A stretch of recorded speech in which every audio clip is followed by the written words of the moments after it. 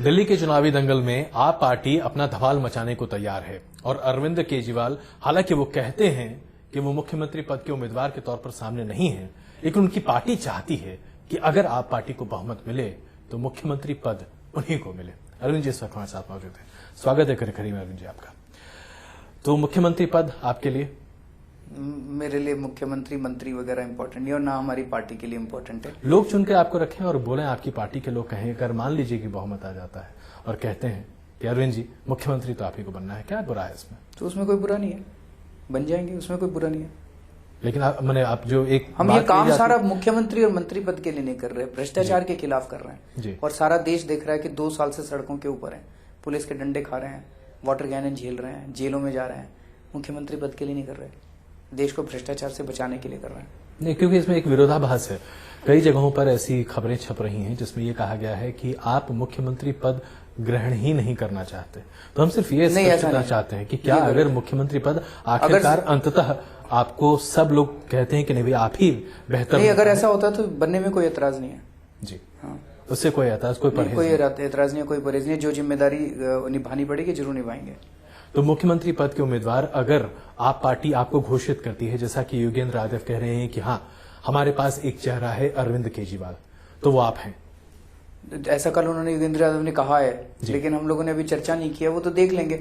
हाँ। मैं actually frankly लेकिन ये चेहरा अगर आपको बना दिया जाता है, जैसे कि मान लीजिए प्राइम मिनिस्टर इन वेटिंग का चेहरा ऑलरेडी भारतीय जनता पार्टी घोषित कर चुकी है 2014 के लिए, आप पार्टी के लिए मुख्यमंत्री इन वेटिंग का चेहरा अगर आप घोषित होते हैं, आपको कोई आपत्ति नहीं? मुझे कोई आपत्ति नहीं है और आप इसे सहजता से स्वीकार करके काम करना चाहेंगे? तो काम तो कर ही रहे हैं अभी भी।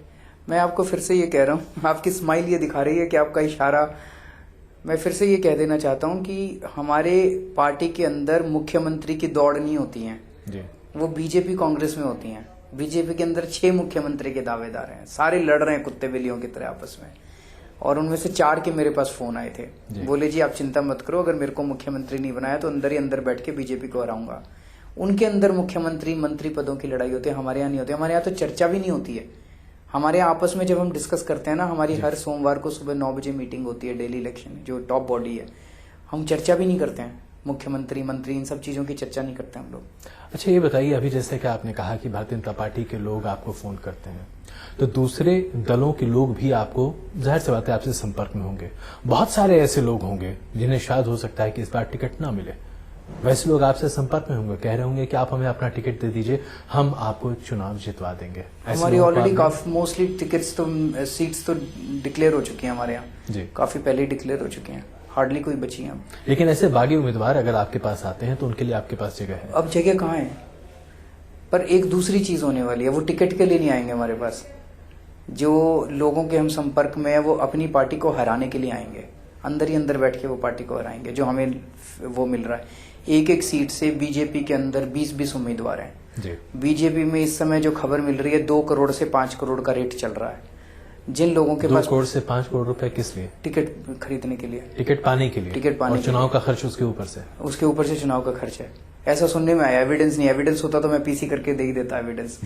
अब कई लोग ऐसे हैं जो बहुत स्ट्रांग हैं पॉलिटिशियंस, उनके पास पैसे नहीं है, ईमानदार भी हैं पॉलिटिशियंस, अब वो घुटन महसूस कर रहे हैं, उनका टिकट कटने वाला है इस बार, तो वो अंदर ही बैठ के अपनी कैंडिडेट को हराएंगे, अपनी पार्टी को हराएंगे, ऐसा वो लोग बता रहे हैं। और उनका सहयोग आप लेना पसंद करेंगे? वो अंदर ही अंदर बैठ के सहयोग करेंगे। जो भी आम आदमी पार्टी का सहयोग करेगा वो एक तरह से देश का सहयोग करेगा। तो क्या यह आपकी मूलतः विचारधारा के खिलाफ नहीं है, जब आपने एक तरफा कहा था कि आप उन उम्मीदवारों को, उन लोगों को साथ लेकर चलना चाहते हैं जो एक स्वच्छ राजनीति, एक स्वच्छ परंपरा को लेकर आगे बढ़ रहे हैं? तो हम तो अच्छे ही लोगों को, ये ऐसे लोग हैं जो खुद अपनी महत्वाकांक्षा को पूरी नहीं कर पा रहे हैं और ये अब आपके साथ आना चाहते हैं, तो क्या ये डायकोटोमस नहीं है? मैं कह तो रहा हूँ कि वो साथ नहीं आ रहे, वो कह रहे हैं जी हमें टिकट नहीं मिलेगा, हम अंदर ही बैठ के पार्टी को, इन विभीषणों का साथ आपको मिलेगा ही ना सर। वो हमें साथ, वो अंदर ही बैठ के करने वाले हैं, वो ऑलरेडी करने वाले हैं, वो अपनी पार्टी के लोगों को हराने वाले हैं। और अच्छी बात है, पार्टी को हराना चाहिए, बीजेपी को हराना चाहिए, कांग्रेस को हराना चाहिए। भ्रष्ट पार्टियां हैं ये। इस देश की जनता अब दिल्ली की जनता मन बना चुकी है कि ये दोनों पार्टियां भ्रष्ट हैं। इस बार भ्रष्टाचार से मुक्ति पानी है। पहले लोगों के पास ऑप्शन नहीं था, एक बार बीजेपी को हरा देते थे कांग्रेस आ जाती थी, कांग्रेस को हरा देते थे बीजेपी। इस बार लोगों को एक ईमानदार विकल्प मिला है और लोग इस बार ईमानदार व्यवस्था चाहते हैं, इस बार ईमानदारी के लिए वोट डालेंगे, ईमानदार पार्टी को वोट डालेंगे। ये वो तो सारे राजनीतिक दल कहते हैं कि वो ईमानदार है। कौन कहता है?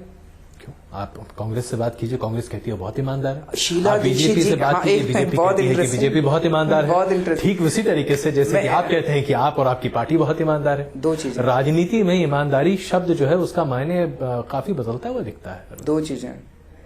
पहली चीज तो आज आपके कार्यक्रम के अंदर मैं चैलेंज कर रहा हूं, एक ही मंच पे हम तीनों खड़े हो जाते हैं, मैं, शीला दीक्षित जी और विजय गोयल, और तीनों कहते हैं हम ईमानदार हैं।